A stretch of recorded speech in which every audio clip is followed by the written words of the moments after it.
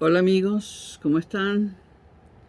Eh, bueno, tengo poco tiempo, pero voy a grabar el video de Teoría del Conocimiento, parte 2. Estos son videos, esto es una cadena larga de videos, ¿no? Porque, bueno, la teoría del conocimiento, como saben, es algo muy amplio. Empezamos en la antigüedad y llegaremos al día de hoy.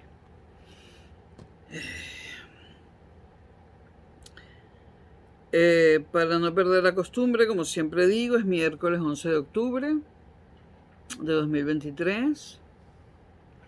Em, Estoy en Madrid y en Madrid son las 13:36, la 1:36 de la tarde.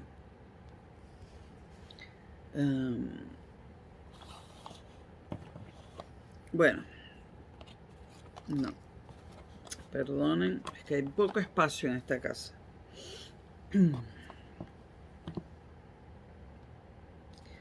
Eh, Minuto, por favor, estoy conectando una cosa. Ok. Bueno, en el video anterior, y esto les recomiendo verlos en orden, en el video anterior hablamos, aunque se podía hablar de mucho más sobre eso, pero estos videos van a ser resúmenes de la teoría del conocimiento, no van a ser demasiado exhaustivos porque me tomarían, bueno, toda la vida. En el primer video empezamos con Tales de Mileto, el primer filósofo del que se tiene conocimiento. Nombramos a Anaximandro. No nos dio tiempo de decir mucho sobre Anaximandro. Luego fuimos hacia Parménides y Heráclito. Eh, Vimos algo de los sofistas. Ahora no recuerdo. Ah, no. Vimos a los pitagóricos. Y los sofistas solamente los nombramos y dijimos que los íbamos a ver en este video. Ya les pondré en el título voy a poner en la casilla de descripción los filósofos de los que estoy hablando en cada video. Bueno, nos volvemos a hacer la pregunta que creo que nos hicimos en el primer video. Pero no recuerdo, tendría que verlo. Bueno, aunque tengo por allí el esquema que hice a mano para el video. Bueno, nos volvemos a hacer las mismas preguntas, que son las preguntas de la teoría del conocimiento. ¿Qué constituye el ser de las cosas? Como vimos, Tales de Mileto concluyó que el ser de las cosas lo constituía el agua. Bueno, ¿qué constituye el ser de las cosas? ¿Cómo se constituyen las cosas? Preguntas básicas de la filosofía del conocimiento, que es el área más grande de la filosofía. En este momento ya no estamos con los presocráticos, ¿no? Y vamos a situarnos en la Atenas democrática. En ese contexto político, en la llamada Grecia clásica, con el pólemos de la asamblea.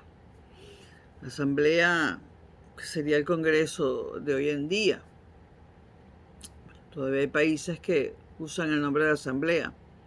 Francia, por cuestiones históricas, Cuba y Venezuela por otras razones, ¿no? Bueno, estamos en la Atenas democrática, es la Grecia clásica, el esplendor, ¿no?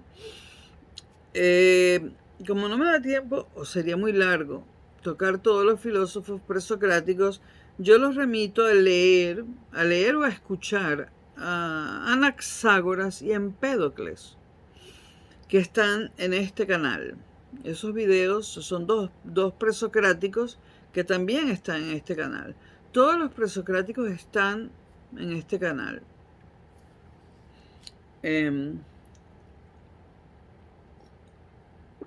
Para entender este video no hace falta realmente leer a Anaxágoras y Empédocles, pero para tener conocimientos más profundos o más extensos, profundos no extensos, de la teoría del conocimiento, es bueno hablar de Anaxágoras y Empédocles, porque así como el arjé de la fisis,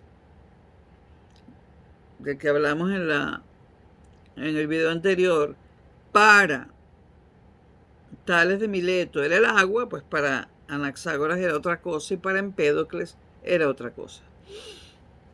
Pero no los puedo abordar aquí porque ya están abordados en los videos de los presocráticos. Bueno, nos preguntamos también por los límites de lo que podemos decir y de lo que podemos pensar. Se tiende a creer erróneamente que nuestra mente puede pensar ilimitadamente, no. Se nos ha dado, no sabemos ni quién ni qué nos lo ha dado. En todo caso, si lo supiésemos, ya no tendríamos que seguir investigando ni pensando en la teoría del conocimiento. Pero, o sea, se tiende a pensar que el pensamiento y lo que podemos pensar es ilimitado, pero no. Podemos pensar en un unicornio azul. Nunca hemos visto uno, pero podemos pensarlo, ¿no? Podemos pensar en una oveja rosada, sin tinte, por favor, sin tinte. Nunca la hemos visto, pero la podemos pensar, ¿cierto? Pero hay cosas que no podemos pensar. Entonces, si me preguntan, por ejemplo, ¿qué? No les puedo dar un ejemplo, porque eso no lo puedo pensar. Entonces, hay límites entre lo que yo puedo pensar y lo que yo puedo decir. Los sofistas supuestamente son los malos de la historia, ¿no? Los retóricos, los que le dan vuelta a las cosas y vuelven al principio, un razonamiento circular que no lleva a nada, ¿no? Supuestamente los sofistas son esos, ¿no? Los retóricos, que no han desaparecido. Hoy en día no se llaman sofistas, pero cuando desarrollemos un poquito el tema ya sabrán a quiénes nos referimos. Los sofistas, ¿qué hacían en la Atenas democrática? Pues preparaban a los oradores de la asamblea en retórica y dialéctica. La asamblea, el Congreso. Entonces, ¿a quiénes preparaban? A los políticos. En retórica, para que hablaran bien y bonito, ¿no? Lo que la gente quiere escuchar. Y en dialéctica, dialogar, oponer opiniones distintas, etcétera, hasta llegar a un acuerdo. En eso eran especialistas los sofistas, en preparar a los políticos para que en la asamblea supieran qué decir y cómo decirlo. Entonces, preparaban a los oradores de la asamblea en retórica y dialéctica, era una profesión. Y en argumentos. Recordemos que los políticos muchas veces o casi siempre carecen de argumentos y los sofistas se los tenían que dar. Es decir, los sofistas, su trabajo era colaborar o prácticamente hacer posible la pugna política dentro de la asamblea. Por supuesto, los sofistas cobraban, ya dije que era un oficio, una profesión. Hoy en día hay sofistas, por supuesto. A Felipe VI le escriben los discursos y a casi todo el mundo le escriben los discursos a los jefes de gobierno. Y en cuanto a la asamblea, uno los ve ahí hablando y parece que las ideas fueran de ellos y las palabras, pero hay lo que se llamaba, lo que hasta hace 1, 2, 3 años se llamaba los escritores negros, que venía del francés l'écrivain noir. El escritor negro escribe para otro a cambio de un salario o de un dinero y permite que el otro firme lo que él escribió y él desaparece. Es decir, él nunca va a reclamar esos derechos de autor, eso está en el contrato. ¿Existen los escritores negros hoy en día? Por supuesto. Todos los políticos tienen sus sofistas, sus escritores negros que le escriben los discursos que dan tanto como jefes de gobierno, y también los discursos que dan los diputados, en el caso de España en el Congreso de los Diputados, etcétera. Los discursos del rey, todo. Debo decir que en América Latina veía yo más, tengo 20 años fuera, casi 19, para ser exactos. Cumplo 19 a principios del año pasado, 19 años fuera de Venezuela. Pero yo veía, no voy a hablar de todos los países del mundo, pero yo veía en Venezuela que en el Congreso y posteriormente en la Asamblea me daba la impresión que lo que decían era cosecha propia, ¿no? O sea, que no tenían sofistas. En Europa todo el mundo tiene sofistas o escritores negros, porque todo está... Aquí no hay mucha posibilidad de cambiar el sistema. O mejor dicho, la posibilidad de cambiar el sistema es nula. En América Latina se puede todavía. Se puede moldear una América Latina distinta.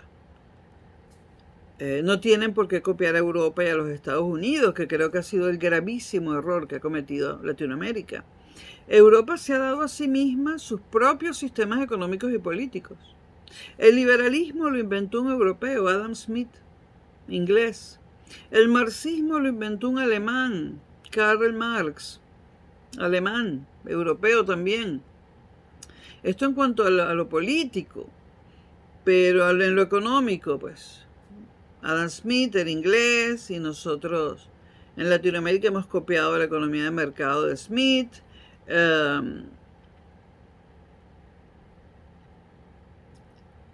Hay más. Bueno, de Marx también proviene la idea de Marx y Lenin de regir la economía desde un punto de vista centralizado y planificado. Todo eso se inventó en Europa. Bueno, eso se trasladó primero a los Estados Unidos. Hay cambios, porque no es lo mismo una república en Estados Unidos que una república en Europa. Pero bueno, eso se trasladó a Estados Unidos y según dice la gente, a Estados Unidos le ha ido bien copiándose los sistemas políticos y económicos de Europa. O sea, el comunismo es europeo, nació en Europa. El capitalismo nació en Europa a raíz de la Revolución Industrial. El anarquismo, el socialismo, todo eso nació en Europa. La economía de mercado nació en Europa, la economía intervenida por el Estado nació en Europa. Bueno, eso se trasladó, repito, a Estados Unidos y dicen que le ha ido bien. Bueno, no voy a decir que está mejor, que está peor que Latinoamérica, pero Estados Unidos tiene alrededor de sus grandes ciudades una cantidad de marginales enorme. Y son norteamericanos, que no son inmigrantes, ¿no? Entonces, que te vaya bien y tengas a un montón de marginales dentro de tus mismos ciudadanos que no tienen acceso a lo mínimo para vivir, por ejemplo, la calefacción y más, pues creo que en Estados Unidos hay mucho trabajo por hacer. Trump lo quería hacer, pero Biden siguió el modelo de los demócratas de toda la vida, intervenir en el extranjero. Biden para los norteamericanos no está haciendo nada. De hecho, por eso Trump, a pesar de lo que le disparan, lidera las encuestas. Porque Biden, ¿de qué se está ocupando? De Ucrania y ahora del conflicto, digamos, otra vez hay un conflicto armado entre Palestina e Israel, o mejor dicho, entre la zona de Gaza e Israel, o entre Hamas e Israel, y me da risa que dicen estalló un conflicto, y es que en algún momento el conflicto había parado. El proceso ha sido continuado desde que se fundó el Estado de Israel. Bueno, Biden se ocupa de la política exterior, lo de adentro no le importa, pero también tenemos en Estados Unidos, sobre todo en los estados del medio y del medio norte, mucha población blanca desempleada y sin subsidios. Y lo dijo, y yo lo sé porque he ido, y lo dijo Trump, que se iba a ocupar de ellos y lo acusaron de racista. Es que no dijo que solamente se iba a ocupar de ellos. Pero bueno, extraen lo que les da la gana, ¿no? Entonces, bueno, vamos a suponer, porque el mundo entero lo dice, el mundo occidental, que en Estados Unidos los sistemas políticos y económicos europeos han dado buenos resultados.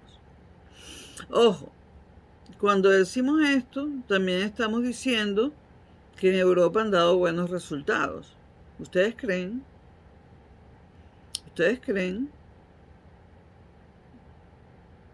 Mirando la historia de Europa, vamos a ponerla desde que nació el socialismo, el comunismo y el capitalismo, mirando los últimos 3 siglos de la historia de Europa, quitémosle el 21, guerra en Yugoslavia, participar en guerras que no nos incumben, como Libia y Siria, pobreza energética, gente sin calefacción en invierno, terrorismo, desigualdad social. Ahora, lo que sin duda es cierto es que Europa es el lugar donde se está mejor en el mundo entero. O sea, es el lugar donde una persona, un ciudadano, vive mejor. Eso sin duda, y en el mundo entero. Ahora que hay gente que dirá, bueno, pero no me gusta el invierno, yo me iría a Puerto Rico, bueno. Pero digamos, Europa ha logrado, después de un baño de sangre de milenios, ha logrado tener un estado de bienestar y unas ciertas condiciones que la hacen estar, que la convierten en el lugar donde mejor calidad de vida tiene una persona. Pero perfecta no es, ni muchísimo menos. Ahora, vamos a suponer que estos modelos europeos tuvieron éxito en Estados Unidos, pero ¿han tenido éxito en Latinoamérica? No. ¿Y qué le prohíbe a Latinoamérica hacer modelos político-económicos distintos del liberalismo y el comunismo y de la economía planificada y el libre mercado? Eso es todo lo que hay, eso es todo lo que existe en política. Pero bueno, creemos nuevas cosas. Vamos a estar los latinoamericanos toda la vida fracasando, intentando implementar cosas que se han ideado en Europa y que le han traído desgracias enormes a Europa. Recuerden la Unión Soviética. El comunismo de la Unión Soviética fue bueno. Y hablo del bienestar del ciudadano, no de la gran política, pues no. Desde el punto de vista del ciudadano, el comunismo de la Unión Soviética no fue bueno. No solo había escasez, sino que había una represión bestial. Entonces, seguimos con la idea del comunismo, el capitalismo. El capitalismo en Europa produjo la Primera Guerra Mundial, porque la revolución industrial de repente convirtió a mucha gente en súper rica y a mucha gente en súper pobre. Nace el capitalismo, pero nace así. El capitalismo nace cuando a través de las máquinas se puede producir más y mejor, y eso hace que los dueños de las máquinas, los dueños de los medios de producción en términos de Marx, se enriquezcan mientras los obreros cada día son más pobres. Porque además en esa época no había sindicatos, ¿no? Entonces el capitalismo nace de la revolución industrial y lo primero que pare de parir es un mundo desigual, de ricos y pobres. Ya no de reyes. Ok, acabamos con los reyes, pero ahora nos inventamos una cosa donde hay un 10% de ricos y un 90% de pobres. El capitalismo empezó con mal pie en Europa. De hecho, después de la Primera Guerra Mundial, Europa abandonó el liberalismo extremo de Adam Smith e inventó los estados de bienestar, es decir, salud, educación, ¿cuál es el otro? salud, lo típico, lo más importante, salud, educación, bueno, gratuitas, ¿no? Subsidios a los desempleados y todo este tipo de cosas lo inventan los ingleses después de la Primera Guerra Mundial porque se dan cuenta, y se dan cuenta los ingleses, que en Latinoamérica todo el mundo piensa que son los más capitalistas del mundo. No, los ingleses inventan el welfare state, el estado de bienestar, porque se dan cuenta que el capitalismo, si lo dejas suelto, crea eso: 10% de millonarios, 90% de marginales. Y así ninguna sociedad puede vivir en paz. La misma Europa ha amortiguado el capitalismo y lo sigue amortiguando hoy en día. Seguimos teniendo un estado de bienestar cada vez más amplio y una clase media muy amplia. Las clases medias, aquí no se habla de la clase media, sino de las clases medias. De este lado derecho, hay un grupito de gente rica y del lado izquierdo hay un grupito pequeño también de gente que vive en la calle, pero el grueso es clase media. Bueno, perdónenme por haberme desviado, pero no olviden, China se copió el comunismo, pero lo hizo a su manera. Japón, no se puede decir que Japón tenga un sistema igual al de los Estados Unidos.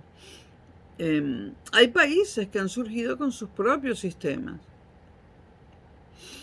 Bueno, el trabajo negro. Hace 2 o 3 años o 4 se prohibió en Europa hablar los escritores negros. Le Écrivain Noir. Esto del feminismo y la corrección política y todas estas locuras, dijeron que no podíamos llamarlos escritores negros. O sea, esta gente que le escribe los discursos a los políticos, o que incluso le escribe la novela a un millonario, el millonario la firma como si lo hubiera escrito él, y él recibe un dinero con una cláusula que dice que nunca podrá develar el secreto de que fue él quien lo escribió.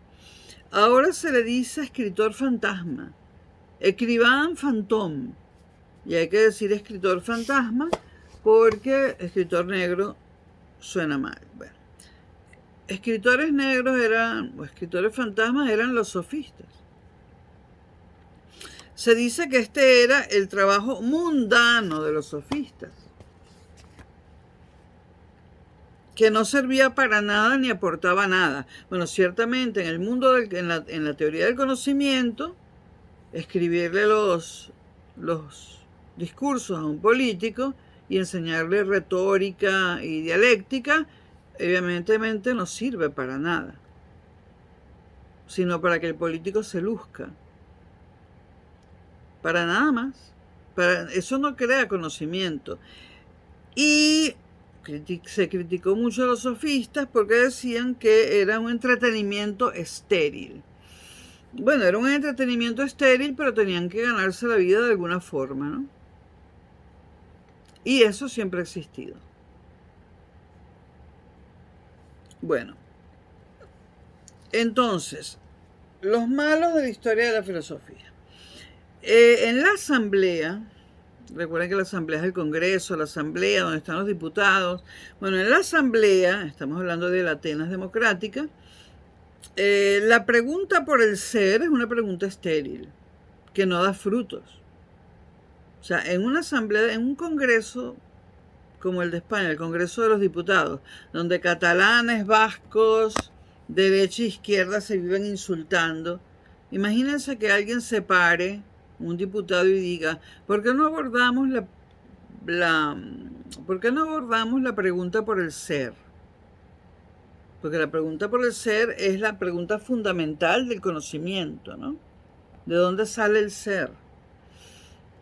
Bueno, los demás políticos se morirían de la risa. Primero, no entenderían lo que dice este diputado, y si lo entienden dirían que esa pregunta no da frutos. ¿Cuáles son los frutos que tiene que dar una asamblea? Pues leyes. Leyes cada vez mejores que beneficien al ciudadano, en teoría. Bueno,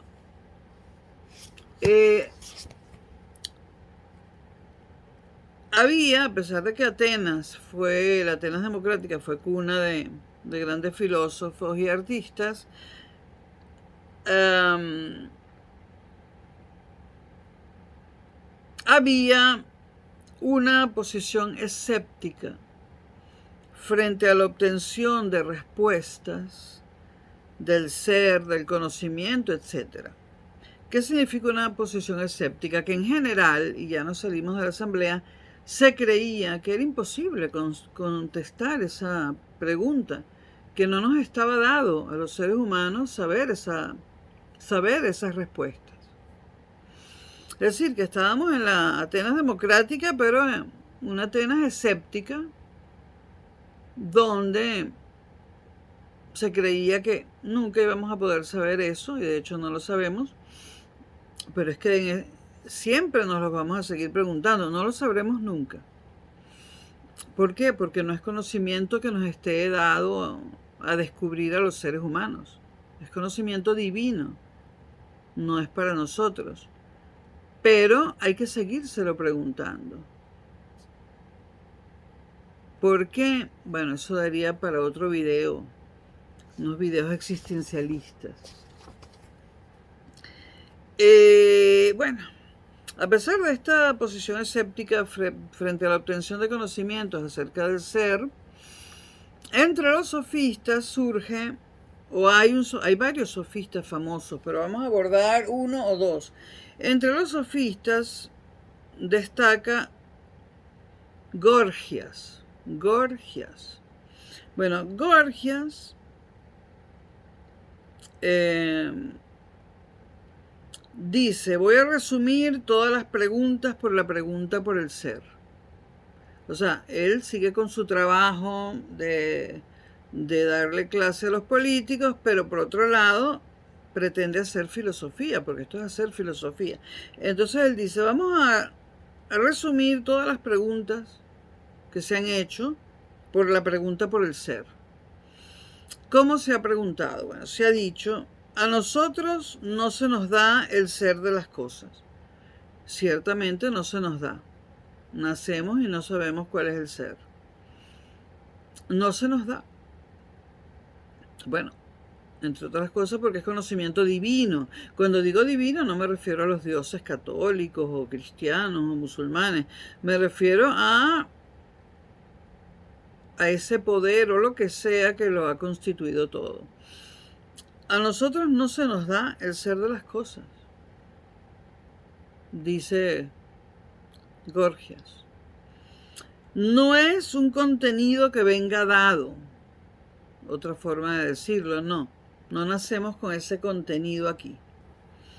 A nosotros se nos da, sin embargo, se nos da, y en términos modernos diría, en términos modernos de Descartes se diría, se nos da a la conciencia.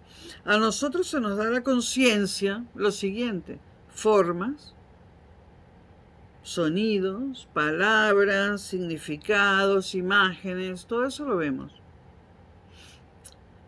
Se nos da, esta vez en palabras de Heidegger, el fuego mismo.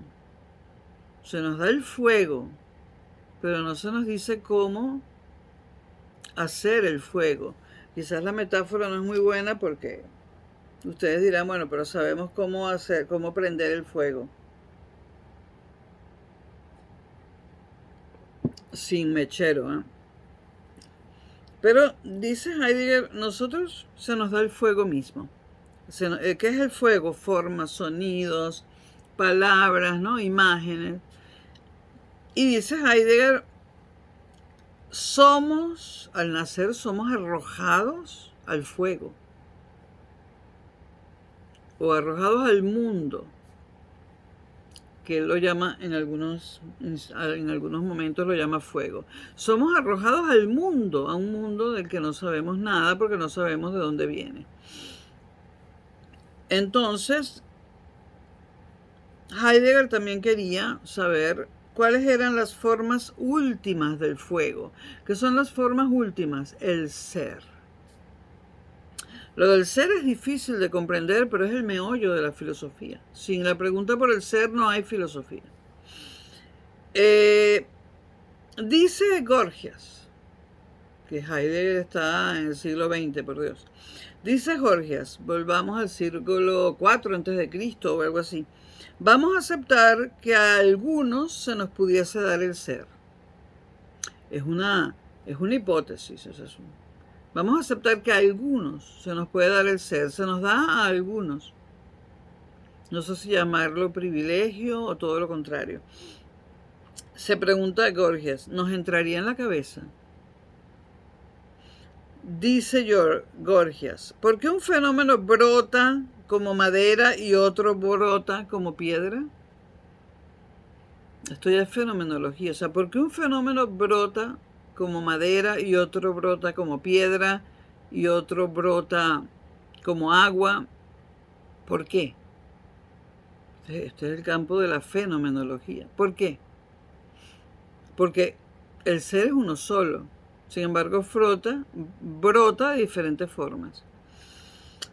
Gorgias dice que no podemos tener la respuesta. Eso ya lo sabemos y todavía hoy en día no la tenemos. Olvidémonos de la física y de la biología de hoy en día. Nosotros no tenemos esa respuesta. La ciencia no nos ha dado esa respuesta.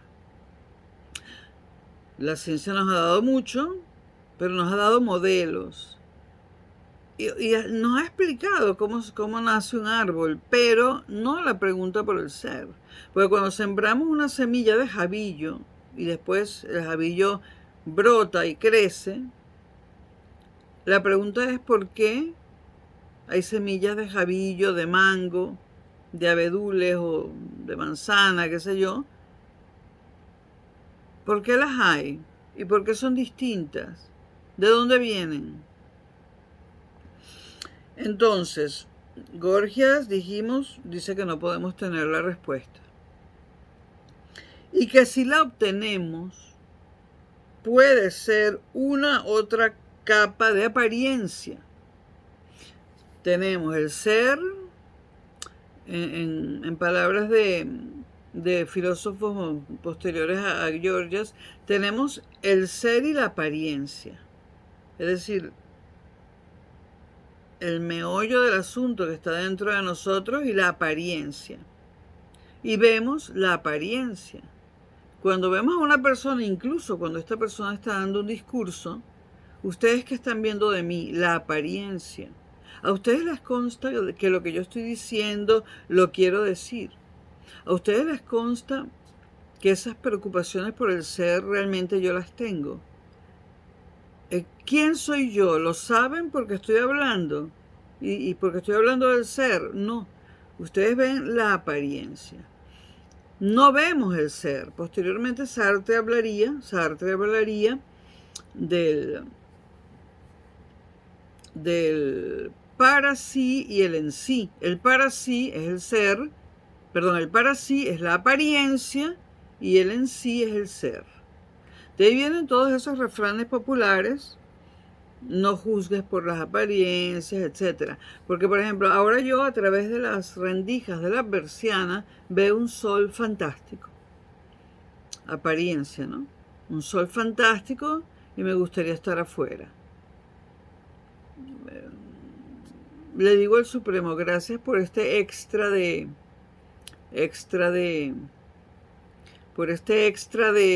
verano, porque ya debería ser otoño, pero seguimos en verano. Claro, los españoles quieren que sea otoño, que todo se vuelva gris, que se caigan las hojas, así son más felices, yo no. Bueno, yo veo el sol me calienta, me alegra, me quita la depresión, pero eso es apariencia, porque ¿qué es el sol realmente? Algo muy peligroso. El sol es una estrella que se está muriendo, incandescente. Y la Tierra se acerca inevitablemente, no lo podemos evitar, cada vez más al Sol, y en algún momento chocarán y todo, no solo la Tierra, toda la galaxia será tragada por ese fuego. Entonces, cuando yo veo el Sol, veo a ese astro o a esa estrella agonizante y peligrosísima. Cuando yo veo la claridad que da el sol y los colores, ¿estoy viendo esa estrella agonizante, peligrosa y estoy pensando en eso? No. Digo, ha hecho un magnífico día soleado, la apariencia. La apariencia, porque ese sol lo produce un fuego que está a años luz de la Tierra.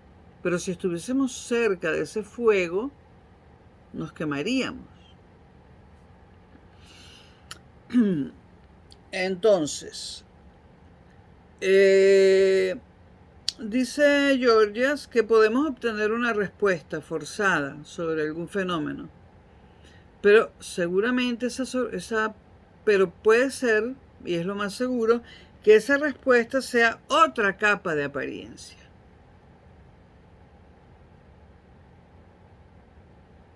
Y no el ser. Evidentemente, lo podemos ver con la gente. Una persona se puede vestir hoy de ejecutiva, una mujer se puede vestir hoy de ejecutiva.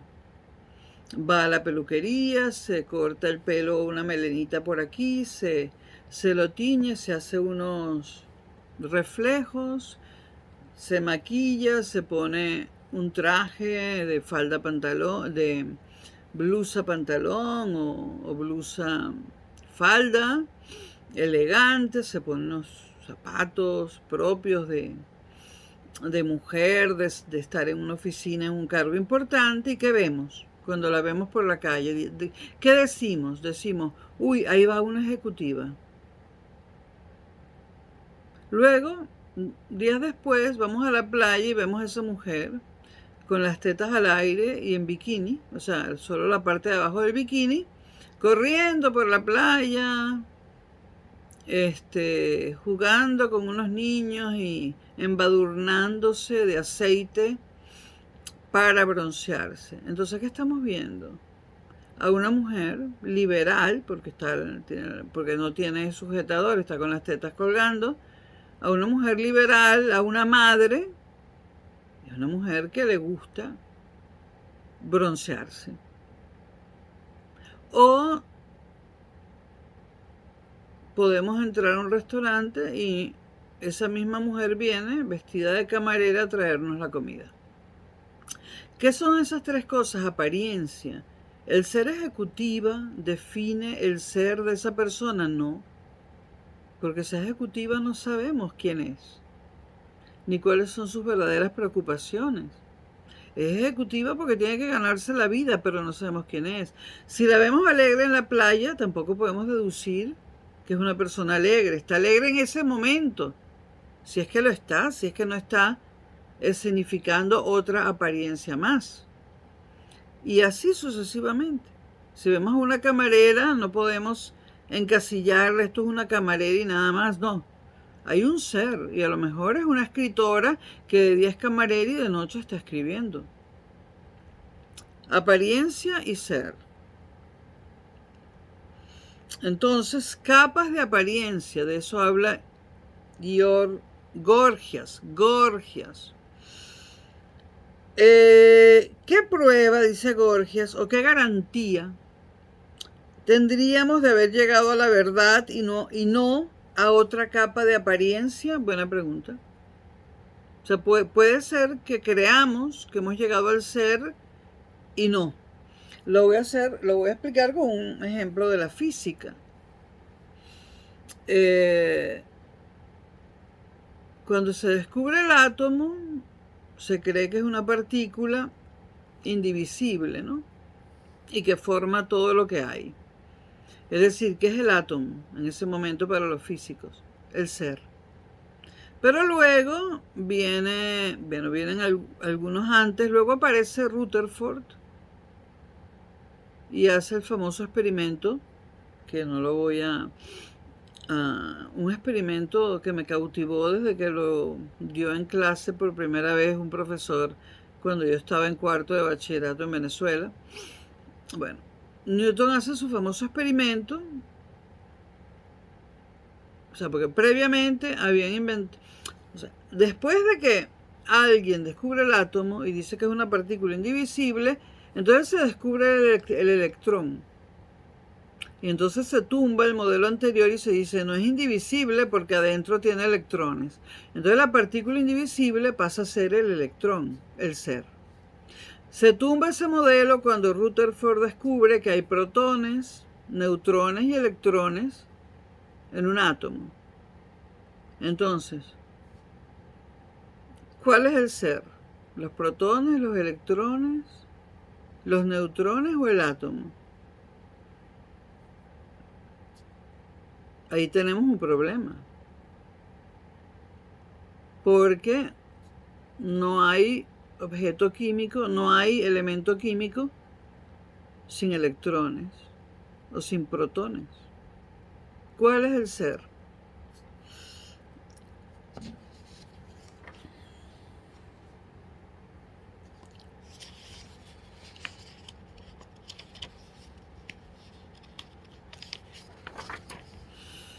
Bueno, volvamos a Gorgias, que dijo: consideremos en que se nos ha dado el ser a algunas personas y en que hemos podido aprehenderlo, o sea, entenderlo cabalmente.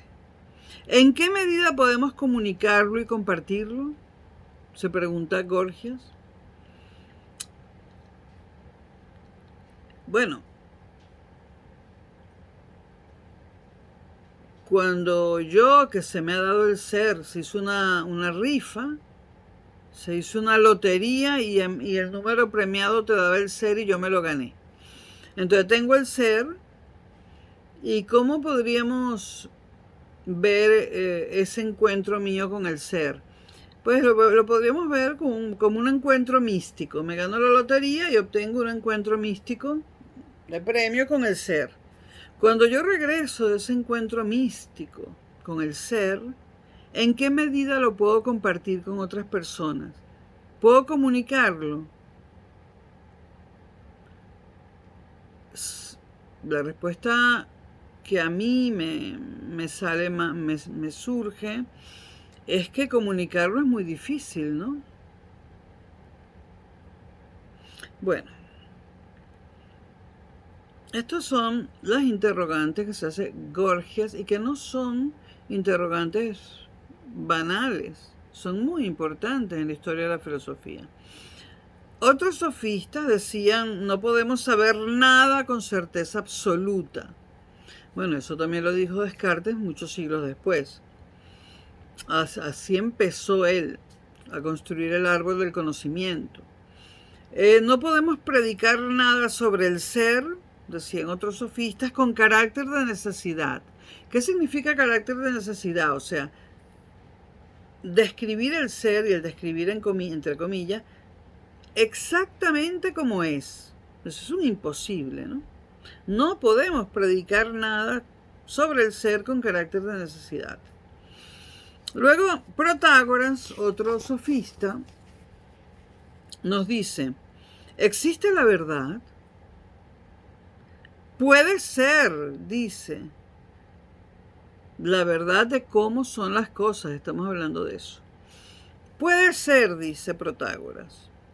Pero, dice Protágoras, no se trata de que no haya una verdad última, pero escapa a nuestro alcance.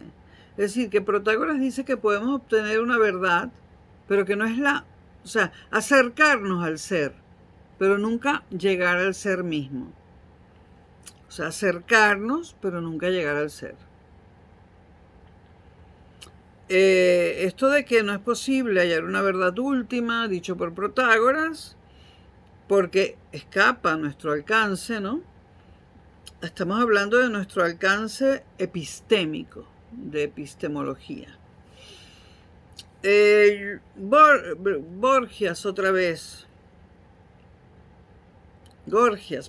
Gorgias, dice: si la hay, la verdad, está fuera de nuestro alcance, y coincide con Protágoras, de nuestro alcance epistémico. Limitémonos entonces a nuestro ámbito de legitimidad. Es decir, vamos a tener un ámbito de legitimidad. Ese ámbito no llega al ser, pero se acerca. Si hay verdad, prosigue Gorgias, no sé por qué tengo que concentrarme para pronunciar Gorgias. Si hay verdad, está fuera de nuestro alcance epistémico. Limitemos nuestro alcance epistémico a su ámbito de legitimidad y prosigue Gorgias, allí donde podamos comprobar cosas que sean comprobables, donde podás llegar a acuerdos intersubjetivos o debate. Entonces, ¿qué es lo que dice Gorgias? Que si llegamos a acuerdos intersubjetivos, es decir, nos estamos preguntando por el ser de la manzana, por decir algo. Si entre varios sujetos nos ponemos de acuerdo en cuál es el ser, y por eso se llaman acuerdos intersubjetivos, entonces tendremos una idea aproximada de lo que es el ser. Y la otra forma, y la forma de llegar a acuerdos intersubjetivos entre varias personas es el debate. Hay que debatir, la dialéctica. Hay que debatir hasta que nuestros puntos de vista converjan en algo en lo que estemos todos de acuerdo.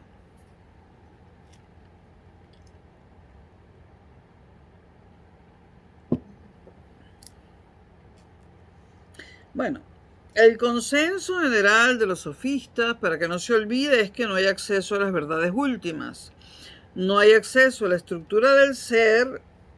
Esas son, digamos, el consenso al que llegan todos los sofistas juntos. Pero Protágoras dice que el ser humano es la medida de todas las cosas. Esto es una frase que no es fácil de analizar. El ser humano es la medida de todas las cosas. Piensa en eso. Y Protágoras agrega, si no es a través del ser humano, ¿cómo vamos a acceder a cualquier tipo de contenido? Solo lo podemos hacer a través del ser humano, que es el único ser vivo que está buscando las verdades. Mi gata que está durmiendo allí, ella lo que busca cuando tiene hambre es la comida y cuando tiene ganas de hacer pis el arenero, pero ella no está buscando la verdad. Ella lo que está buscando son los ratoncitos que tengo por debajo de todos los muebles, porque le compré un montón y ahora hay ratoncitos por todas partes. Pero ella no está buscando la verdad, solo el ser humano. Entonces, ¿esto qué quiere decir? Esto es muy importante porque Protágoras lo que quiere decir es que sigamos buscando las verdades, pero llamémoslas como lo que son, conocimiento humano. Conocimiento humano, y hasta hoy en día solo tenemos eso, conocimiento humano. ¿Eso qué quiere decir? Generado por nosotros mismos. No hay que olvidar, porque hay gente que, sobre todo, cuanto más tecnificado está el mundo, la gente nace y cree que la computadora, el ordenador estuvo allí toda la vida. Y no. Y que la casa, las calles y los semáforos forman parte de toda la vida. Y no. Todo eso lo hicimos nosotros. Y además, todos los conocimientos son humanos. ¿Qué quiere decir eso? Que pueden estar toditos equivocados. Toditos. Porque los ha generado un ser imperfecto, que es el ser humano, porque solo Dios es perfecto. ¿De qué Dios estoy hablando y de qué Dios hablaban los griegos? De una cosa que no sabemos qué es. Recuerden que no habían surgido las religiones posteriores. No había religiones monoteístas. Luego, lamentablemente, las religiones monoteístas convirtieron a Dios, llámese Jesucristo, llámese Alá, llámese Buda, llámese como se llame, en el creador de todas las cosas. Pero cuando los griegos dicen Dios, e incluso cuando los contemporáneos dicen Dios, y cuando Nietzsche dijo Dios, se refieren a esa fuerza última, o sea, a esa fuerza, a esa cosa, no me atrevo ni a llamarlo ser, a eso que lo ha construido todo. Pero ahí viene la pregunta de, si eso que llamamos Dios construyó todo, ¿quién construyó a Dios? Y de ahí viene la pregunta, ¿por qué hay algo en lugar de nada?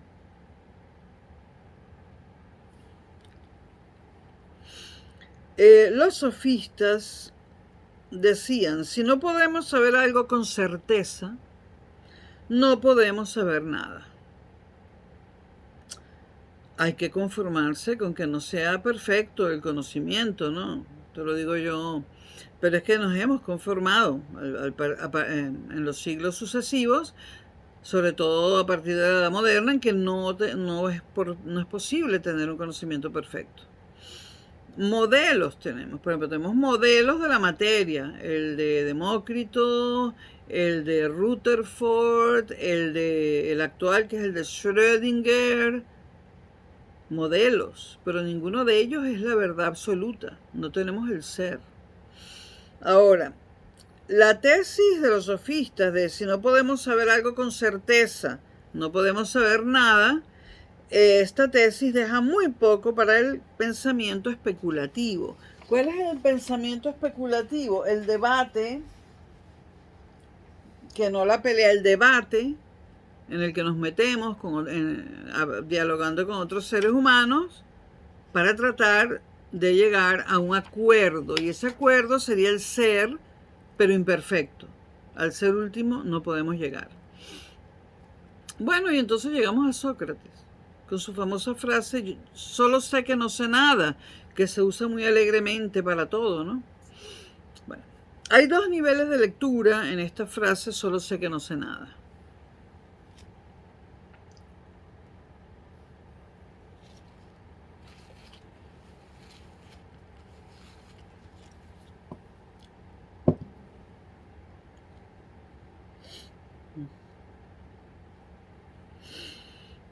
Ok, solo sé que no sé nada. Hay dos niveles de lectura. El primero consiste en asumir la propia ignorancia. Pero eso nos suena conocido, ¿no? Sí, eso ya lo dijeron los sofistas. Seguimos con el primer nivel. Asumir que mi capacidad epistémica tiene los límites que tiene. Los acuerdos con otros sujetos, etc. No hay más que eso. Pero por otro lado hay un segundo nivel de lectura de solo sé que no sé nada, que dice que lo podríamos enunciar así. Solo sé, con cierto grado de certeza, que no sé nada de la manera que podían y ambicionan, y por otro lado descartan los sofistas. Asumo que no tengo ese grado de conocimiento supremo. Sé que no es posible. Ergo, es posible llegar a cierto grado de certeza. Quizás más temporal, más limitada la certeza, etc. Quizá como fruto de un acuerdo. Aquí Sócrates se remite a los sofistas. Pero sé que no sé de una manera universal, necesaria. En filosofía la palabra necesaria remite al ser último, a lo universal, pero al ser último. Prosigue, este segundo nivel de lectura prosigue, carezco de ello, o sea, de poder conocer el ser último, pero puedo pensarlo. Sí, lo podemos pensar. Podemos pensar en un ser omnipotente que lo hace todo. De hecho, si no lo pudiésemos pensar, no existirían las religiones. Ahora, una cosa es que lo podamos pensar y otra cosa es que se construyan religiones que no son más que movimientos políticos, muchos de ellos o la mayoría de ellos terriblemente destructivos, y no hay que olvidar que el cristianismo impidió que se siguiera escarbando en la teoría del conocimiento y en la filosofía. El cristianismo paralizó eso, porque el cristianismo no quería que se encontrara un Dios filosófico superior a Jesucristo, y arremetió contra filósofos, pensadores y científicos. Entonces, carezco de ello, de la certeza absoluta del ser, decía Sócrates, pero puedo pensarlo. Puedo pasar puedo pensar en un conocimiento supremo, puedo pensar en el ser, aunque no lo conozca y aunque no llegue a él. Esta segunda lectura es la correcta. Eso de yo no sé que no sé, yo no sé, yo solo sé que no sé nada, bueno, ha llegado al habla popular, pero no es la lectura correcta. La lectura correcta es la que acabo de hacer. Bueno, yo mismo, decía Sócrates, concibo un límite al que no puedo llegar. Bueno, qué bueno, porque eso de que aparezca alguien que diga yo conozco el ser y lo conozco perfectamente, bueno, ese tipo de profetas suelen ser muy peligrosos, ¿no? Como lo fue Jesús de Nazaret, peligrosísimo. Profeta y terrorista. Los 12 apóstoles eran los miembros, eran los jeques de su banda terrorista, pero bueno, esto tampoco se puede decir, ¿no? Bueno, ¿cómo puedo pensar un límite al que no puedo llegar? Sigue preguntando Sócrates. Bueno, cuando Nietzsche, y perdónenme la incursión en la filosofía contemporánea, cuando Nietzsche dice Dios ha muerto, se lo han tomado como que murió Alá, murió Jesucristo, desapareció, se lo tomaron así. Dios ha muerto, en palabras de Nietzsche, quiere decir Dios como garante de aquello, como aquello que era el garante de todo lo bello, lo bueno y lo verdadero, se ha terminado. Muy importante estas tres cosas en la filosofía: lo bello, lo bueno y lo verdadero. En Aristóteles veremos mucho de lo bueno, de lo bello y lo verdadero, que son, para muchos filósofos, la belleza 100%, la tiene el ser, la bondad 100% también y la verdad 100%. Bueno, entonces Nietzsche dice, Dios, como aquello que era garante de todo, lo bello, lo bueno y lo verdadero, se ha terminado. Pero Nietzsche va más allá porque Nietzsche también quiere acabar con la idea de un ser supremo. Por eso vivió atormentado, porque en su época una tesis como esa hace que todo el mundo te apedree, te la pidan. Y hay formas hoy en día más sofisticadas de lapidar a alguien cuando dice cosas parecidas a la verdad, asumiendo que la verdad no se puede, a la verdad absoluta no se puede llegar. En la antigüedad, Dios era el garante de lo bello, lo bueno y lo verdadero. Ya dijimos que el Dios filosófico, ¿no? Es decir, era el garante fuerte de todo. Por ejemplo, yo sé que esto es verdadero porque remite a Dios. O sea, vamos a suponer, le doy una propina, le doy un dinero, una calderilla a un mendigo y digo, oh, soy buena. Y soy buena porque si yo puedo ser buena, entonces, si yo puedo ser buena, digamos 5% buena, es porque existe un ser que tiene el 100% de la bondad. Al no estar de acuerdo, o al no estar, perdón, al no estar el fundamento, Dios, el Dios filosófico, tenemos que mirar al abismo. Los ateos, ¿no?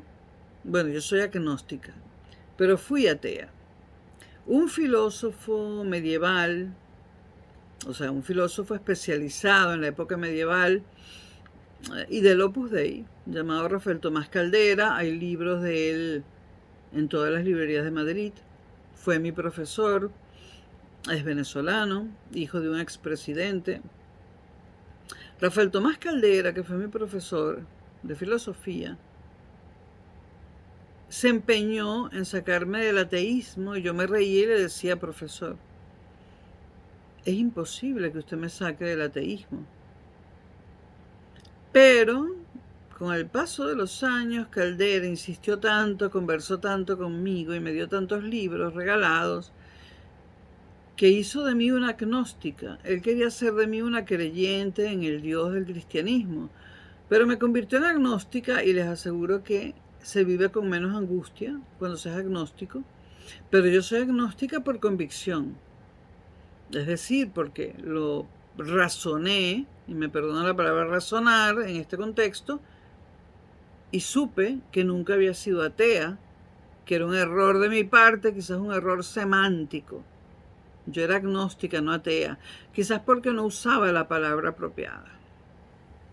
Creo que nunca he sido atea. Lo que pasa es que no conocía el agnosticismo, el término. Bueno, al no estar el fundamento, que es el Dios filosófico, tenemos que mirar al abismo. O sea, eso es la angustia, ¿no? ¿Y qué pasa conmigo cuando me muero? ¿No? Y cuando se mueren los míos. Bueno, y el abismo nos devolverá la mirada. Angustia por todos lados. Nietzsche decía, no me mires a mí, yo no soy nada. Y lo que quería decir es que yo no tengo las respuestas y yo no soy el abismo que te está mirando. Ese abismo ha existido siempre, yo solamente lo destapé. Es decir, corrí la cortina y lo mostré. Vamos a hacer una pregunta importante. ¿Es el lenguaje lógico, perdón, es el lenguaje lógico donde se agota toda posibilidad de enunciación? Es decir, ¿solo podemos enunciar algo mediante el lenguaje? Es una pregunta que tiene tela. Ya llevo una hora, es que bueno, esto lo debería dejar en dos, pero es una cosa que va, es un continuum y si lo divido, rompo la continuidad. Bueno, hay más filosofía, y yo, esto lo dijo alguien y yo estoy de acuerdo, hay más, de hecho empecé con la literatura, y soy poeta. Bueno, hay más filosofía, pero en la literatura, estamos hablando de literatura seria, Dostoyevsky, Kafka, no estamos hablando de las novelas de Isabel Allende, ¿no?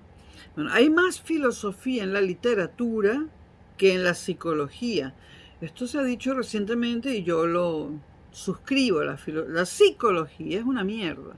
La psicología es una carrera que se inventó para que alguien tuviera títulos y para que pudieran oprimir a los candidatos a tener empleo en los departamentos de recursos humanos. La psicología se ha usado para manipular a la gente políticamente. No es ni ciencia ni nada. Por supuesto que hay más filosofía en la literatura que en la psicología. La psicología yo la borro. Lo que hay es psicoanálisis. Lo que hay es Freud y Lacan. Y Jung como un entretenimiento, pero Freud y Lacan. La psicología, adiós. En grandes temas no podemos hablar de la psicología. Bueno, nos hemos hecho la pregunta por el lenguaje, ¿no? Y nos hemos preguntado si hay más filosofía en la literatura que en la psicología, que la respuesta ha sido sí. Entonces nos preguntamos, ¿puede la filosofía decirse metafóricamente? Una pregunta muy interesante. ¿El ser se puede decir de muchas maneras o solo de una? Otra pregunta, tremenda pregunta, ¿no? ¿Hay plurivocismo o monovocismo? Monovocismo.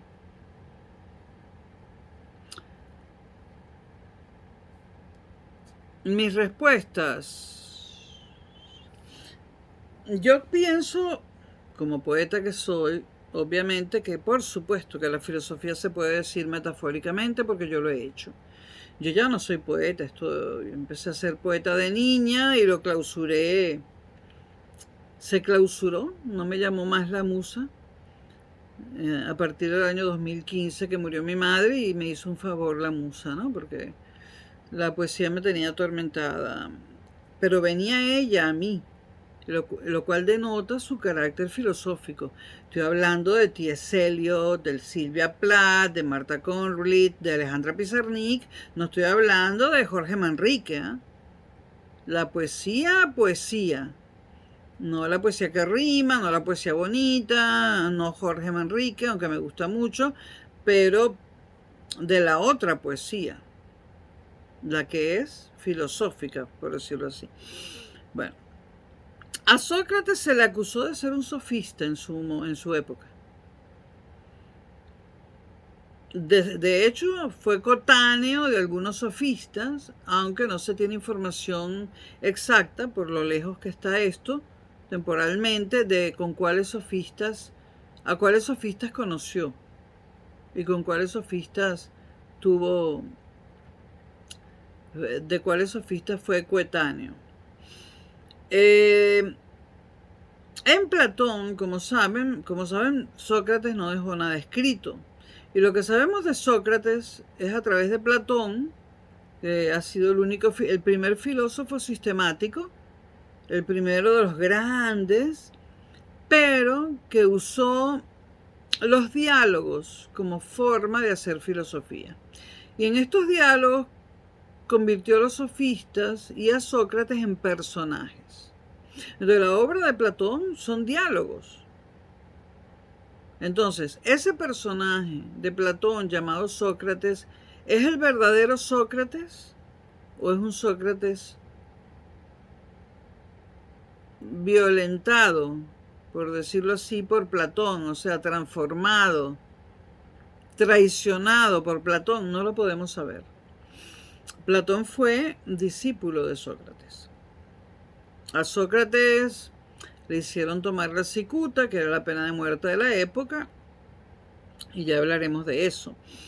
Entonces, en Platón dialogan personajes, y subrayenlo, personajes, pero no son necesariamente los sofistas reales. Igual que cuando escribimos una novela, podemos estar inspirándonos en personas que conocemos, pero nuestros protagonistas, nuestros personajes, no son esas personas. Sabemos, pero no, dice Platón.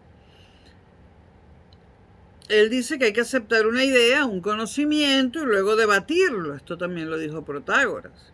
Y demostrar que no se sabe nada, la famosa frase de Platón.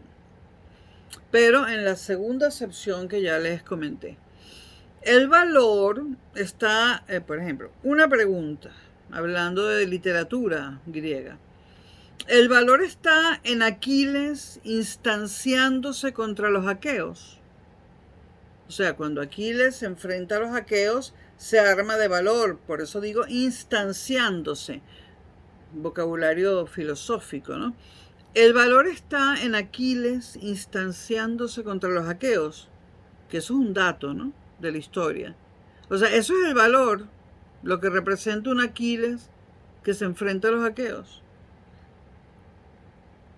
Eso es un dato, pero eso no nos da el ser del valor. Eso es una forma de valor, eso es un ejemplo, pero no nos da el ser del valor. Ahora, ¿qué es el valor en realidad? Porque lo que acabo de decir de Aquiles es un dato, es un ejemplo de lo que es el valor. Bueno, un momentico vamos a irnos a Hegel, a la época contemporánea de nuevo, para comentar una cosa muy graciosa, pero muy interesante. Lo voy a resumir. Bueno, entra un tipo en una charcutería o en una carnicería. Y el tipo le dice al carnicero, ¿tiene carne? El carnicero le dice, tengo esta falda de ternera buenísima. El tipo dice, no, solo carne, eso es ternera. Y el carnicero le dice, tengo estos contramuslos de pollo buenísimos. Y el tipo dice, pero eso es pollo, yo quiero carne. Y le pregunta al carnicero, ¿no tienes solo carne? ¿Qué es la carne? El ser. Y la de ternera, la de pollo, la de oveja, etcétera, esos son ejemplos. Pero no tenemos el ser de la carne. En Sócrates lo que hay es una técnica. Hay una dialéctica. Hay un toma y daca. Podemos llegar a saber a partir de algo que creemos saber, pero en realidad no sabemos. O sea, podemos llegar a saber a partir de algo que creemos saber, pero que en realidad no sabemos. A diferencia de los sofistas, Sócrates dice, es una tarea que merece ser emprendida, la tarea del concepto. El concepto de lo que sea, de la manzana, o sea, el ser.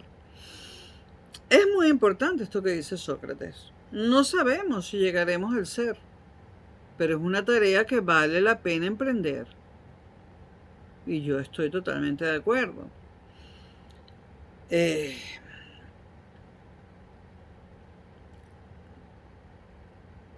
Podemos, bueno, Sócrates la llama la tarea del concepto. Entonces él habla de la claridad del concepto hasta donde se pueda. O sea, el ser sería la claridad al 100% de ese concepto. Supongamos el concepto de carne.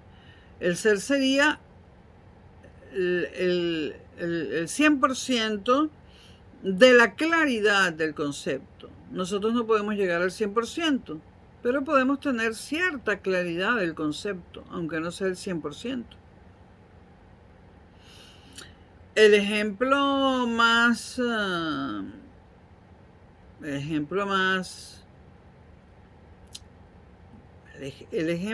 típico de esto es el derecho. El derecho. Y ya hablaremos del derecho. Ahora, si no podemos llegar a conocer los límites de lo que podemos saber, dice Sócrates, si no podemos llegar a conocer los límites de lo que podemos saber, no tenemos por qué renunciar a la claridad conceptual, que es algo muy útil. Es decir, la claridad conceptual, que no va a ser de 100%, el 100% sería el ser, pero puede ser de un grado alto, del 80-90%. La claridad conceptual. Hay ejemplos montones, pero del derecho se pueden sacar muchos ejemplos. Por ejemplo, ¿cómo sabemos si un hecho es un homicidio involuntario, un homicidio culposo o un asesinato? Homicidio voluntario, bueno, atropellé a alguien con el coche y murió. No, me fallaron los frenos. Homicidio culposo, alguien se está muriendo en mis narices porque se atragantó y yo no llamo a urgencias. Tarda 4 horas en morir y yo no llamo a urgencias. Homicidio culposo. Y asesinato, pues se planifica. Cuando entra en juego la planificación, es asesinato. Ahora, yo no quisiera estar siendo acusada de homicidio o asesinato porque ¿qué hacen los abogados? Bueno, dicen que algo es asesinato culposo. El defensor puede decir, no, esto es asesinato culposo, esto es homicidio culposo. Y el abogado acusador dirá, no, eso es asesinato. No quisiera yo estar en el pellejo del acusado, ¿no? Pero esto es lo que hace el derecho. Toda la vida lo ha hecho. En los griegos y en los romanos y hoy en día. Los romanos, hablando de ellos, eran gente muy práctica, por lo que sabemos. Y cuando se encuentran con el legado cultural de Grecia, ¿con qué se quedan? Con cuestiones técnicas y con el derecho. De ahí, o sea, a través del derecho griego se arma toda aquella cosa maravillosa que es el derecho romano. Sócrates, por otra parte, para terminar con él, es condenado. Se le acusa de estar pervirtiendo a la juventud de Atenas. Menos mal que había democracia, ¿no? La realidad es que lo metieron en un saco, o sea, la realidad es que no estaba pervirtiendo a nadie. Lo metieron en un saco junto con todos los que se creían habían traído consigo la quiebra política y militar de Atenas, con sus malos consejos y erradas guías. O sea, Atenas es derrotada política y militarmente y a Sócrates y a muchos otros los acusan de haberlo permitido por dar malos consejos. En realidad el motivo por el que condenan a muerte a Sócrates es un motivo político. No es porque esté pervirtiendo a la juventud. Algunos discípulos de Sócrates emprenden perspectivas propias con el legado de Sócrates. No solamente Platón. Las escuelas socráticas, existen las llamadas escuelas socráticas menores. El que las acuñó como menores, que no sé quién fue, es un poco insultante. Algunas no son ni tan menores, ¿no? Por ejemplo, el helenismo, el escepticismo apabullante, son escuelas socráticas que vienen después de la muerte de Sócrates, fundadas por sus discípulos. Repito, el helenismo, que no lo voy a tocar, el escepticismo apabullante, que no lo voy a tocar, y la filosofía de las matemáticas y las matemáticas mismas, que tal vez lo toque. Y este es un legado riquísimo de Sócrates. Las matemáticas son una escuela socrática, es decir, las crea un discípulo de Sócrates, las matemáticas como tales, ¿no? Como una ciencia, Bueno, Platón es uno de los discípulos de Sócrates y hace una revisión crítica del problema socrático. El Sócrates platónico del que ya hablé, el personaje Sócrates, en los diálogos de Platón, es el verdadero Sócrates. Ya me lo pregunté en este mismo video. ¿Platón falsea a Sócrates? Ya me lo pregunté hace un rato. Parece que no. Hay motivos, pero sería muy largo explicarlos, para considerar al Sócrates platónico, el personaje de los diálogos de Platón, con un Sócrates bastante fiel al original, porque han quedado semblanzas de Sócrates realizadas por muchos discípulos, ¿no? Por lo tanto, repito, hay motivos para considerar al Sócrates platónico, ese personaje, en un Sócrates bastante fiel al original. Platón se plantea la filosofía como mayéutica. ¿Qué tenemos de Sócrates? Pues la versión de uno de sus discípulos, Platón.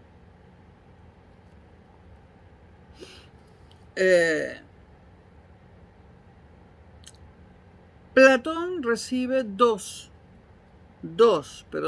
que nunca se dice, influencias muy fuertes. La de Sócrates, por supuesto, y la del pitagorismo. Platón dice, Gorgias, en su triple impugnación, se equivoca. Es que Gorgias impugna a los sofistas, pero eso lo vamos a pasar por alto, si no esto sería muy largo.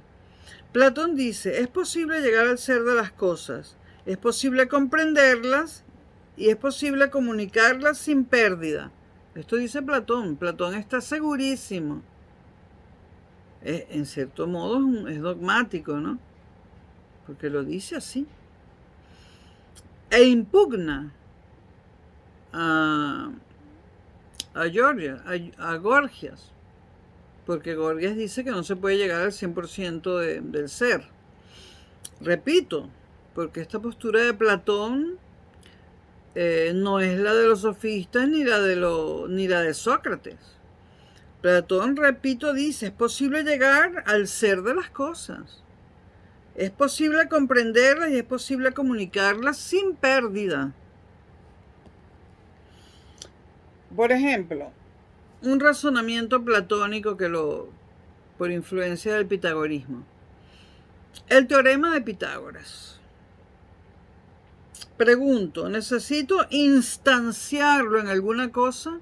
Así como instancié el valor en Aquiles cuando se enfrenta a los aqueos. Respuesta, no. El teorema de Pitágoras lo tengo en la cabeza, lo imagino y no tengo que instanciarlo en ninguna cosa. Segunda pregunta, ¿dónde está el teorema de Pitágoras? No importa dónde esté, está en todas partes. Está en todas partes, es universal. Ese teorema no se da en lo sensible como dado, o sea, el conocimiento que viene a través de los sentidos. Ese teorema viene de la razón, ¿no?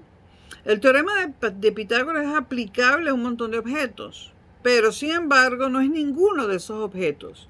Otra razón, una razón que da Platón para decir que existe el ser. ¿Por qué existe el ser? Porque el teorema de Pitágoras no necesita ser instanciado. Por ejemplo, él toma el teorema de Pitágoras, ¿no? Dice, no necesita ser instanciado. Está en todas partes. No se da en lo sensible. Platón desconfiaba de los sentidos y de los conocimientos que vienen dados por los sentidos. Es aplicable a un montón de objetos, pero sin embargo no es ninguno de esos objetos. Eso lo hace parecerse mucho al ser. Es verdadero en todos los casos, en todas las circunstancias, en todos los idiomas y en todas las maneras. Pregunta Platón, ¿empezó a ser verdadero cuando lo descubrimos? No, era verdadero antes de descubrirlo. Otra razón para que sea el ser. O para que exista el ser, por lo menos, en el teorema de Pitágoras, porque hay muchos seres, ¿no? Antes no existía hasta que Pitágoras lo enuncia. Sí, sí existía. Por supuesto que sí.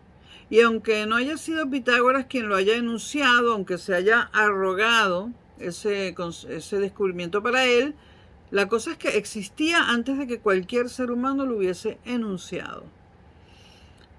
Siempre fue verdadero, siempre fue cierto. Se puede discutir el teorema de Pitágoras, que metafóricamente es tal y cual y tal. No, es una verdad absoluta. Es verdad, era verdad antes de conocerlo y seguirá siendo verdad.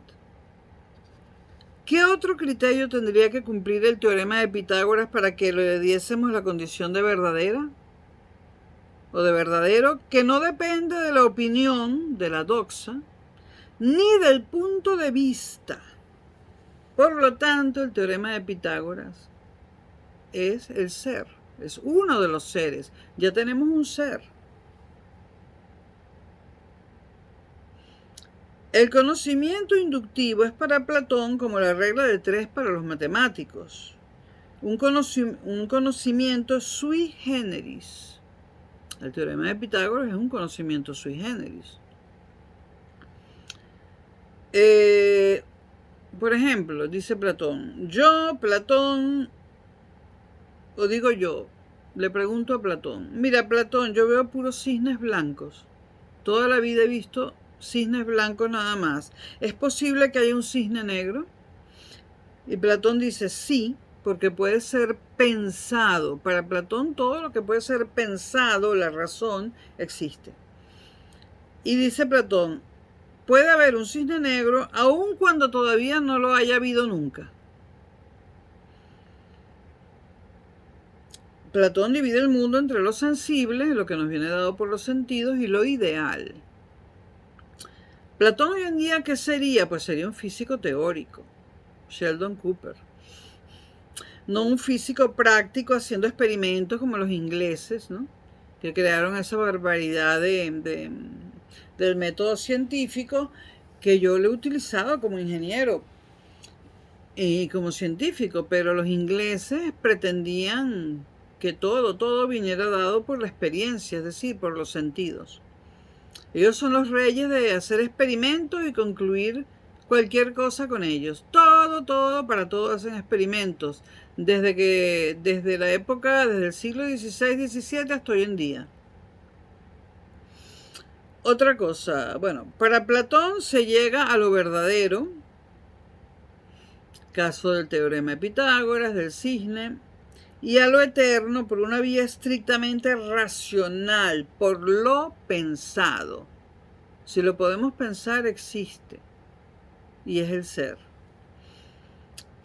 Galileo, vamos vamos a cambiar un poco de época. En una época en la cual no existían los medios experimentales de comprobación, es decir, la filosofía empírica, todavía no la habían inventado los ingleses, Galileo pensaba en, por ejemplo, la ausencia total de razonamiento.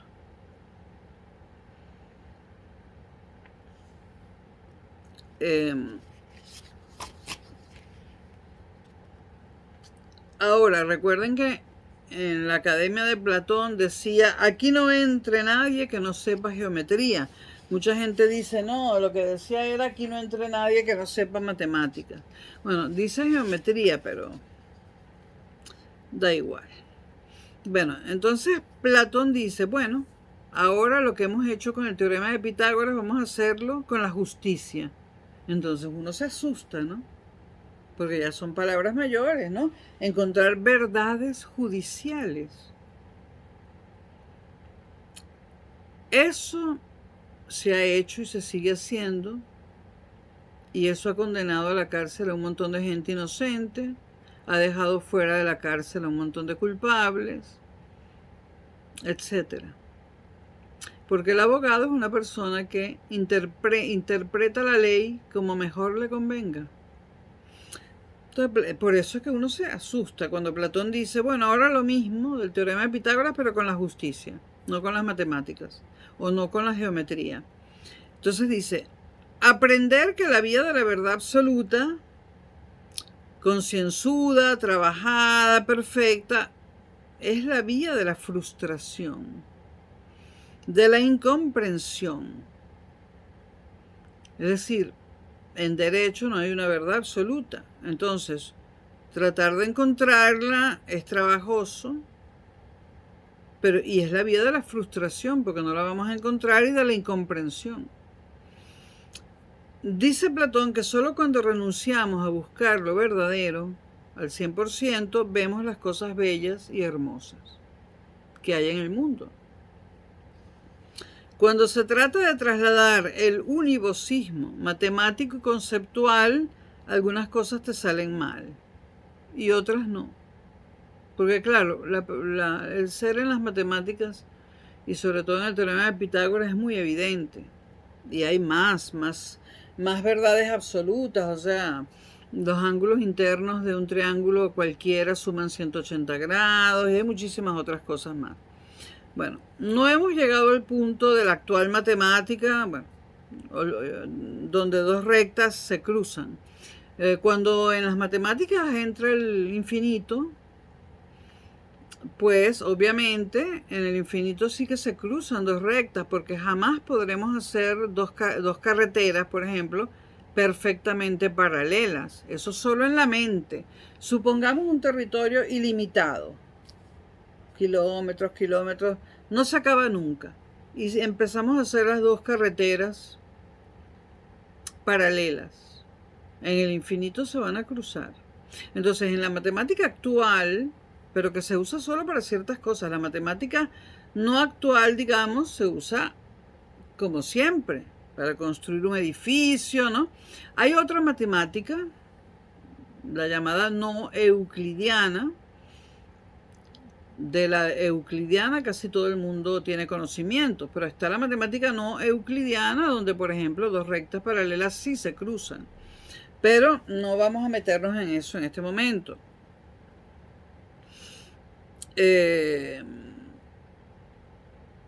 Bueno, ¿cómo que no podemos llegar al ser de las cosas? Dice Platón, se nos está dando.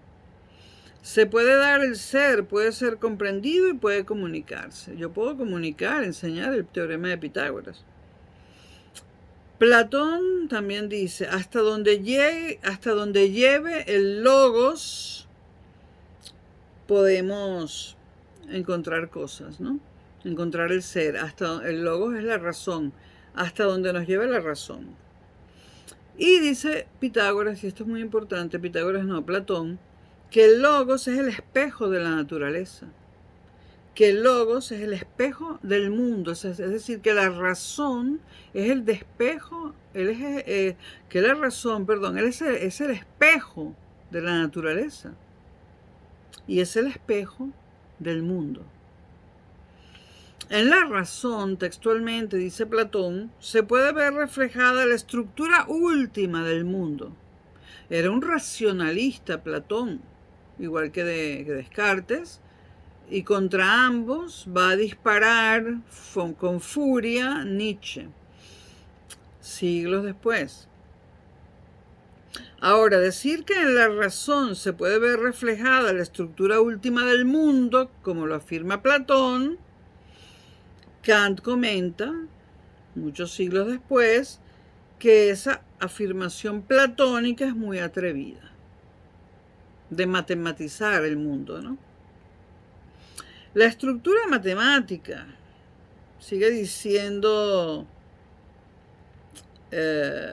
Platón, es el tuétano, el nervio, la entraña del mundo. Kant diría de nuestra manera de ver el mundo, o sea, Kant matiza a Platón. La estructura matemática es la constitución última del mundo para Platón. La filosofía antes de Kant, recuerden que Kant es el filósofo que cierra la modernidad y a partir de él comienza la contemporaneidad en filosofía. Recuerden que la modernidad y contemporaneidad en filosofía no responde a los mismos criterios que la modernidad y la contemporaneidad en historia, ojo. Entonces, toda la filosofía anterior a Kant se le denomina filosofía precrítica, porque Kant hace la crítica de la razón pura, la crítica de la razón dialéctica, la crítica de la razón práctica. La filosofía se divide en antes y después de Kant, en precrítica y crítica. Platón en la República, volvemos, no hace distinción entre hombres y mujeres. Quizás porque él vive en el mundo de las ideas y no de los sentidos. No porque sea feminista, ¿no? Y piensa que el cuerpo es transitorio y siempre alude a la transitoriedad del cuerpo. Es famosa la frase de Platón de el cuerpo es la cárcel del hombre, del alma. Para Platón hay cuerpo y alma y el cuerpo es la cárcel del alma. Entonces Platón tiene muy presente que el cuerpo es transitorio. Por eso no cree en los sentidos, entre otras cosas. Lo sensible, dice Platón, viene del ámbito de los sentidos. Yo puedo decir, ¿qué es el frío? Bueno, esto que estoy sintiendo ahora. Lo ideal viene del mundo de la razón, del pensar. Estos son dos ámbitos totalmente distintos, dice Platón. Por ejemplo, la razón, en el mundo ideal de Platón, permite que lleguemos a cosas que ya eran así. Y el ejemplo típico es el teorema de Pitágoras. Platón, podríamos decir que era un realista. Bueno, esto por ahora en la historia de la filosofía, en la teoría del conocimiento, ¿no? Perdonen lo largo, pero no quería partir el video en dos. Nos vemos próximamente. Muchas gracias y porfa, suscríbanse a mi canal. Se los agradezco un montón. Gracias.